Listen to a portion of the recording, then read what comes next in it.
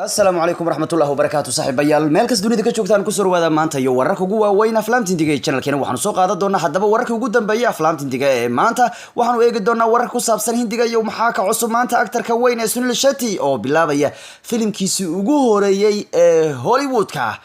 وماك وجوه ريي فكري دورا فيلم هوليوود ولي وحنا سوق هذا دونا أكتر كعان في جاي فيلم كيسا سوء دن أو وعذرا وين دقيا ولي بابورس من تدي سلا صوص عريا قارت فيلم كوصاب حي إيو ريكورس بدن وفيلمka sameeyay baan ku sheegaya goorta la sii deenayo filimada isku dhaca ah ay wadaan Mahesh Babu iyo Allu Arjun maalinta ay soo baxayo filimmadoodu oo la cadeeyay iyo waliba waxaan soo eegi doonaa maanta sida loogu maadiisanayo baraha bulshada Akshay Kumar iyo Baby Doll shaqada filimka Hustle 4 ay ka wadeen wax weeyaan mid hurdo ka keentay ay ku daaleen Shah Rukh Khan oo gaaray meel ayan gaarin aktarada Hindiya kadib markuu gaaray 39 milyan oo taageerayaal ah kaliya ra'iisul wasaaraha Hindiya baa ka sareeya iyo warar kale ayaan ku soo qaadan doonaa oo qayb uu ka yahay Shah Rukh Khan iyo la kulankiisii aktaradii waaweynaa ee Sacuudiga kula kulmay iyo filimka Krish 4 oo ugu dambeyntii la keenayo Heritic oo mid cadeeyay iyo warar kale xiiso badan ayaan soo qaadan doonaa maanta هذا صعيب channel ku cusub tahay noo subscribe garay si aad u hesho waqti kasta iyo saacad kasta macluumaadka ugu dambeeyay aflaamta Hindiga waayahay bal wararkii ugu waaweynaa baan soo qaadan doonaayo aktarka caanka ah ee Heritic Roshan oo dhawaan keenay filimka War wacdaradu dhigana waa la arkay War filim kasta rikooradiisa waajibiye filim kasta uu ka jibiyay rikoorka filim kasta uu ka fiicnaaday War oo ay Tiger iyo wadeen aktarka Heritic Roshan wacdaradu dhigay waanu aragnay hadda kadib War waxa uu waqti isku diyaarinayay inuu keeno qaybta afaraad ee filimka Krish filimada Supermanada uu yahay isagu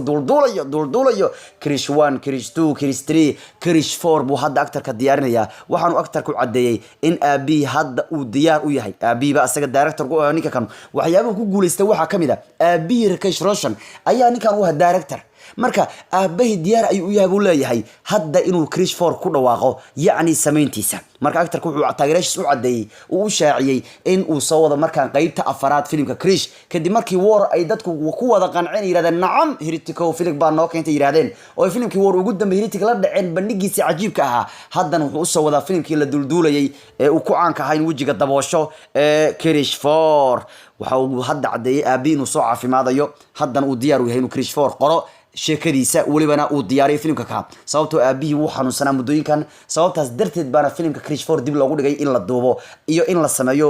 dubistiisana la bilaabo iyo qoristiisa iyo sheekadiisa filimka laakiin wuxuu yiri aabahay hadda uu soo hagaagay xaaladiisa way fiicnaatay hadda in Krish 4 aanu bilaawno oo aan dubistiisa bilaawno leeyahay wadada ay saaranta uu leeyahay waan ku dhownahay buu leeyahay marka aktarka caanka ah ninka la yiraahdo Heritic Roshan wuxuu cadeeyay inuu hadda isagii aabi ay go'aan ku gaareen in Krish 4 hawada la soo geliyo marka aktarka caanka ninka lagu magacaabo Heritic waxa uu ku cadeynayaa in filimkii Krish 4 uu soo wado waliba waxyaabaha kale ugu miisan inuu waxa kamid ah aktarka caanka ah ee lagu magacaabo Vijay waa ninkan nin weyn waa anigu ninkan waa ka dambeeya filimadiisa ragga iska caanka ah uu kamid yahay la jecel yahay Vijay filimkiisa soo aadan ee Bigil waxa lagu leeyahay waa la soo saaray boorsameentadiisa dhawaan buuna filimkan soo bixi doonaa Bigil waa filim ka hadlaya sportiga Vijay boorsameenta filimku waxa ay muujinaysaa filimkan inuu kaliya sport ahayn fair iyo dagaal iyo kubad ciyaarid wax badan baa filimku aad ku dhex arki doontaayo marka waa la daayay boorsameentada filimka Bigil uu wada aktarka caanka Vijay 27 bishan October ayuu filimkan soo bixi doonaa walla filimka kan fair iyo banooni kubadda cagtu isagoo Vijay mar waa isaga ciyaaraya mar tababar isku bedelaya mar wuu dagaalamaya Vijay filimkan uu ka yaabsanaya durbana Vijay filimkiisa waxa markii boorsameentiisa la soo daayay aad u soo dhaweeyay aktarka caanka Shah Rukh Khan filimkan ilaa wuxuu u dhow yahay filimkii Shah Rukh Khan hadda ka hor uu keenay isaguna ka hadlay sportiga ee uu ahaa macallinkii Hindiya waa filimkaas uu ahaa Jag de India filimka uu Shah Rukh Khan waday oo sportiga ka hadlay ayuu filimkan kale u muuqdaa Shah Rukh Khan wuxuu u rajeeyay filimka uu soo wado Vijay inuu guul weyn soo hooyo maadaama filimkiisii hore isaguna tababaraha ahaa sportiga ka hadlayay uu ma taqaana yaani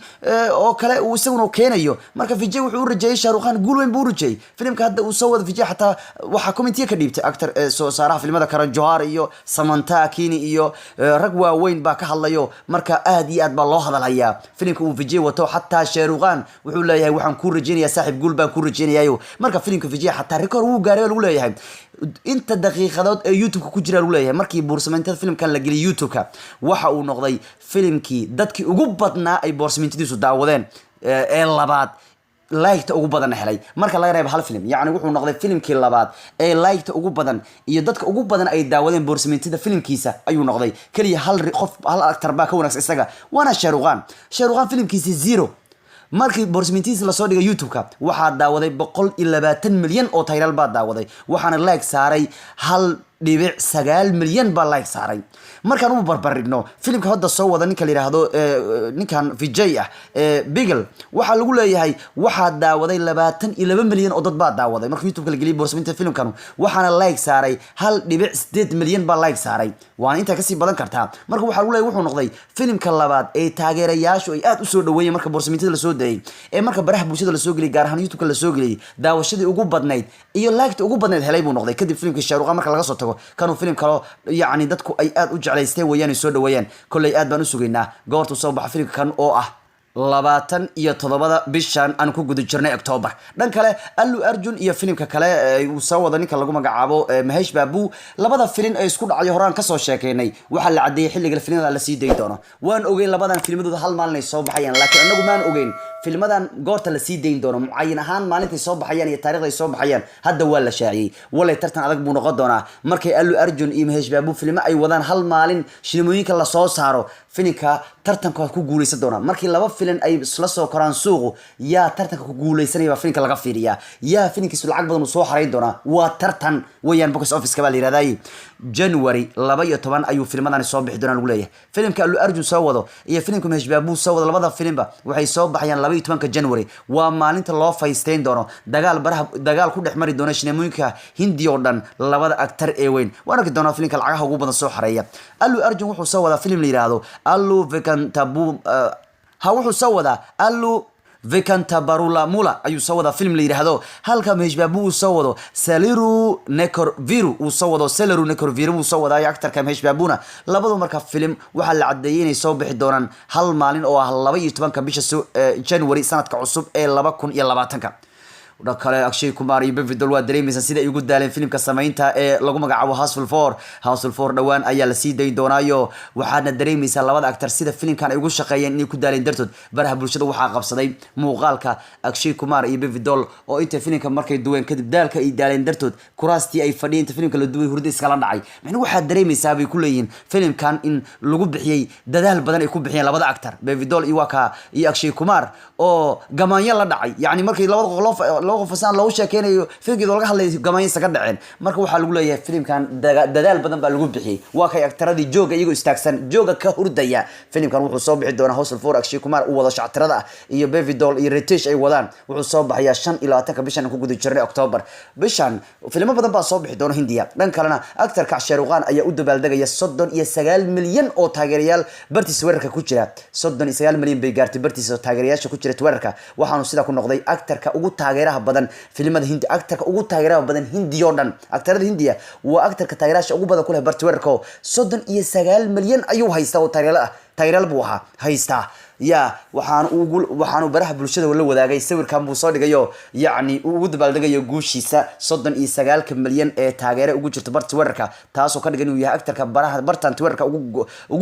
yani taageeraha badan waa kay sawirka ugu dabaaldegayo yani actorka kan ee weyn waxa uu yahay actorka marka ugu taageeraha badan barta bulshada gaar ahaan twerka waxaanu ka horeeya xataa actorka Amitabh Bachchan xoogaa ku soo dhawo Amitabh Bachchan wuxuu soo marayaa 38 milyan laakiin markii hore Amitabh Bachchan baa horeeyay jiray Shah Rukh Khan baa dhaafay inta laga diimaad baa la dhaafay labadu aad isku hayaan marka Shah Rukh Khan baa hadda taageero badan oo leh 39 milyan ku leh barta Twitterka halka ninka kan uu haysto Amitabh Bachchan 38.8 milyan marka waa lagu soo dhaw yahay Shah Rukh Khan marka isaga iyo waxa haysta Amitabh Bachchan Salman Khan wuxuu haystaa 38 isaguna 38.3 milyan buu isaguna haystaa laakiin ninka ugu taageeraha badan baraha bulshada waa ra'iisul wasaaraha Hindiya Narendra Modi waa ninka haysta 50 milyan oo taageerayaal buu ka haystaa barta Twitterka laakiin taraan Shah Rukh Khan baa oo sareeya laakiin shaqal dheer baa soo haya hatta Salman Khan ma xuma 8 milyan buu isaguna joogaa dhan kalena actorka caanka Shah Rukh Khan no actorka caanka Sunil Shetty ama Soomaalida iyo qaran Balwan actarka caanka Sunil Shetty ayaa la sheegay inuu hadda mataqaana Hyderabad ku duubayo film Hollywood ah waa markii ugu horeysay film Hollywood uu keenayo filimkan uu ku jiray askari waxaana lagu magac daraya filimkan call center baa lagu magac darayaayo waa film ka hadlaya taariikh dhab ah marka wuxuu ku jiray nin askari ah waliba filimka waa film Hollywood ah marka hadda Hyderabad buu ku duubaya lagu leeyahay Sunil Shetty filimkan Sunil Shetty filimkii ugu dambeeyay uu keenay wuxuu ahaa filimkii Belwen filimkii ahaayo uu waday actarkii Sudeeb uu wadayo ya uu ahaa macallin uu ahaa sidoo kale hadda wuxuu soo wadaa actarka kan caanka Sunil Shetty marka laga tago filimkan Hollywood ka markii ugu horeeyay uu keenayo يعني فيلم Sudeeb markuu keenay uu la waday Belwen sidoo kale hadda wuxuu soo wadaa filimka la yiraahdo Here Bahari 3 waa filimkii shactirada ahaa iyo filimka Mumbai Saga marka actarka weyn Sunil Shetty film Hollywood ka Mareykanka uu keenayo waa kay askari ku jiraya hadda Hyderabad ku duubay filimkaay oo actarka caanka Shahrukh wuxuu barti soo dhigay kadib markuu dhawaan gaaray Sacuudiga oo xafladii Sacuudiga filimada looga qayb galay actarada caanka ka qayb galeen ba halka waxay ku soo kulmeen actarada waaweyn ee caanka ah sida actarka weyn ee lagu magacaabo